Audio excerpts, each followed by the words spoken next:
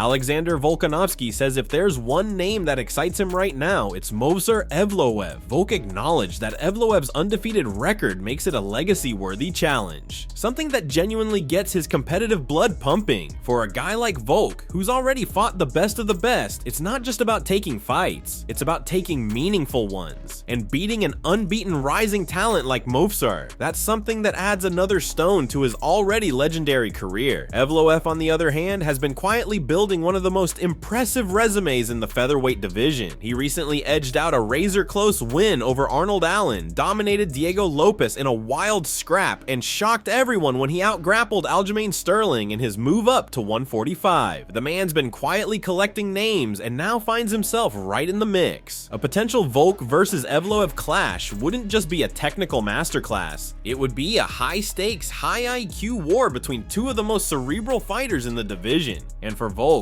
adding the scalp of an undefeated rising star like Evloev would be a massive achievement at this stage of his career. A true statement that even deep into his championship reign, he's still chasing greatness. I said to Australia that wasn't going to happen. I was bringing this back, and I'm man of my word. I've got to ask you about what's next. Obviously, everyone will talk about the Movsar fight. I don't know how exciting or how excited people are about it. The Ilia fight, I'm sure, is one you'd love to run back. Where is your headspace at the moment about what you would like to do next? Because there are plenty of options for you. Yeah, well, I guess got to talk to the UFC. You know, I did mention Movsar. He's undefeated. I like the fact that he's undefeated, and you know, still one of the younger generation again, right? Like undefeated. I think for the legacy that would still mean so much. But you're right. Is that what the fans want? Is that what the UFC wants? I don't know. I'm going to need to talk to him. We'll see what happens, but. You know, I think my hands are all good. I don't think there's any broken bones. So I'm looking to, let this heal up, which won't take long. Couple of stitches, we'll be right. And I'll get back in there soon.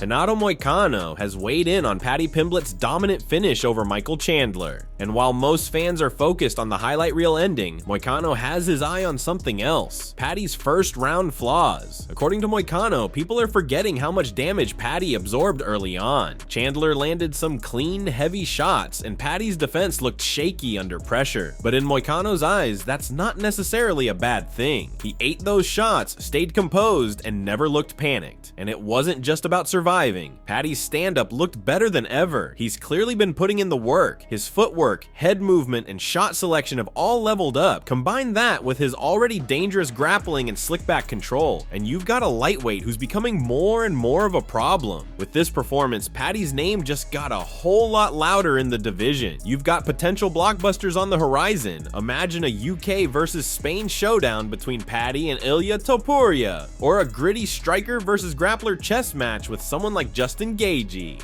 Bottom line, Paddy's not just hype anymore. He's climbing fast, and that title shot, it's no longer a distant dream. It's getting real.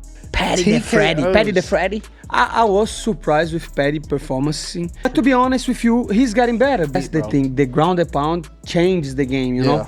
When you have, like, in the meaning that if you win in a decision or even on a submission, but if you beat somebody up like that, just makes you look much better. Right. You know, like BSD fight. But the problem with Paddy on the first round, he made a lot of mistakes, and people are not talking about that. Tell us that. Tell us what you mean specifically there.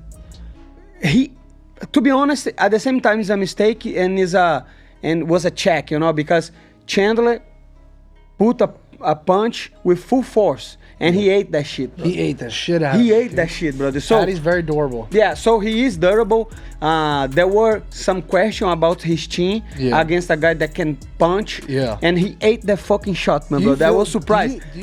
UFC lightweight champion Islam Makhachev is officially looking to move up to welterweight. In a recent news report by Russian MMA outlet Low Kick MMA, Islam made it clear that he was only staying in the division to give Arman Tsarukyan the shot he believed he deserved. But with Arman pulling out, that door is closed, and Islam is done waiting. Tsarukyan was supposed to be Islam's final fight at 155, according to Islam. Now he's pushing for a chance to fight the winner of Bilal Muhammad versus Jack Della Maddalena and finally capture the second belt he's been chasing. The goal has always been to become a two-division champion, and with no more compelling challenges at lightweight, Islam feels there's nothing left to prove in that weight class. Here's what Islam said, quote, To be honest, there are no more exciting fights left for me at lightweight. It was supposed to be Arman, but now that's not happening. They have to give me a shot at the welterweight title. I need that second belt. Either I get it or I'm done. Meanwhile, fans, and even UFC President Dana White have been vocal about wanting to see a super fight between Islam and Ilia Topuria, the undefeated champion who recently moved up. The timing of Topuria's rise adds another layer of intrigue. Is that the matchup to make? Can the UFC resist the draw of champion versus champion, Georgia versus Dagestan? Come on, this needs to happen. What do you think of this situation? Do you want to see Islam face the undefeated Ilia or the winner of Bilal and JDM? Leave your comments below. Cory Sandhagen recently broke down his upcoming bantamweight clash with Deiveson Figueiredo, a fight that's as intriguing stylistically as it is in terms of title implications. He's well aware of the danger in front of him. Figgy may have come up from flyweight, but his power is no joke, dropping both Peter Yan and Chito Vera, two guys known for their durability, proves just how dangerous Figgy is, even at bantamweight. On paper, it's a classic clash of styles. Sandhagen is all about movement, volume, and technical brilliance, while Figgy brings explosive power, tight combinations, and pressure-heavy exchanges. Cory's key will be staying elusive, using his reach and footwork to frustrate Figgy, while Figueiredo will be looking for those big moments to change the fight in an instant. Beyond the X's and O's, this fight carries huge implications. A dominant performance here could put Sandhagen right at the front of the line at the title shot. He knows a win over a former champion like Figgy is the kind of statement that can't be ignored. Yeah, I mean, he's dropped Jan and he dropped Cheeto, so that's definitely impressive. His arms are freakishly long, and he is like pretty springy, you know, like he's got a little bit of a I feel like there's like a couple Brazilian styles.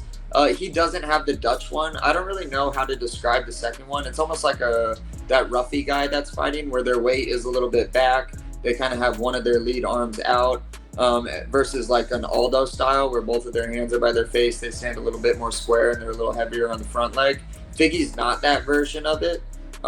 So they both hit hard for sure, but I think that Figgy's power is good and it's timed well. I would say that the difference between him at 135 and 125 is that he's a lot less of a bully at 135 than he is at 125. At 125, he was just like marching people down. And that's it from MMA Psycho. Thanks for watching. Don't forget to leave a like and subscribe for your daily dose of MMA news.